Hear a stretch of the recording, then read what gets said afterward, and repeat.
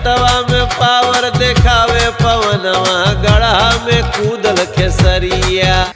खेतवा में पावर दिखावे पवनवा, गढ़ा में उतरल खेसरिया। देखिए, मनोज तिवारी ने गाया है ये गाना। पहले मुझे लगता था कि गुंजन सिंह को ही जरूरत पड़ती है पवन खेसारी करने का, ताकि इंडस्ट्री में चल सके, अपना गाना चल सके, लेकिन यहाँ पर मनोज तिवारी को भी पवन खेसारी करना पड़ रहा है। मनोज तिवारी को भी अपना गाना चलाने के लिए यहाँ पर पवन खेसारी करना पड़ रहा है। उसके बावजूद भी पूरे दिन में 1 लाख व्यूज नहीं गया है। देखिए, मनोज तिवारी का एक होली गाना आया है, 10 घंटा हो चुका है, 50-55 हज़ार व्यूज यहाँ पर गया है। टाइटल है होलरिया। देखिए, होलरिया ये टाइटल है। मनोज तिवारी अच्छा गाते हैं, मनोज तिवारी बहुत अच्छे सिंगर हैं, लेकिन अब टाइम जो है वो जा चुका है। सबका एक वक्त आता है, मनोज तिवारी का भी वक्त था, लेकिन अब सिंगिंग में इनका गाना चल भी जाता है वेब सीरीज वगैरह में, लेकिन भोजपुरी में तो गाना नहीं चल पा रहा है। बता दूं यहाँ पर कि मनोज तिवारी ने पवन सिंह को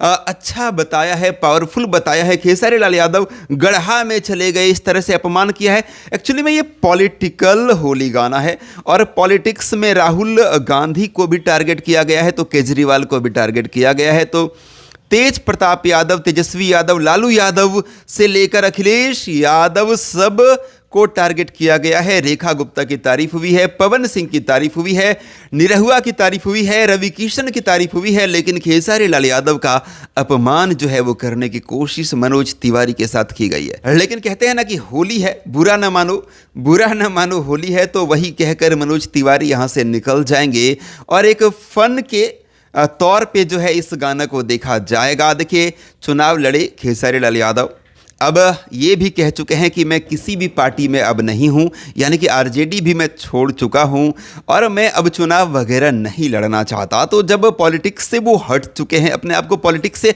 अलग बता रहे हैं, तब फिर पॉलिटिकल में खेसारी लाल यादव को टारगेट करने का क्या मतलब बनता है, मुझे ये समझ नहीं आ रहा। जब तक वो बंदा आरजेडी कर रहे थे, खेसारी लाल यादव बीजेपी के विरोध में बोल रहे थे, तब तक समझ में भी आ रहा था। लेकिन अगर पार्टी को छोड़ दिए कि भाई अब मैं पॉलिटिक्स में नहीं हूँ, मैं अब भोजपुरी इंडस्ट्री में हूं, तो मुझे एज ए कलाकार देखा जाए, तो उसके बावजूद भी टारगेट करने का फिर क्या मतलब रह जाता है, मुझे ये समझ नहीं आता। खैर, मनोज तिवारी का ये गाना क्या आपने सुना, आप लोगों को कैसा लगा, ज़रा कमेंट बॉक्स में कमेंट कर दीजिएगा।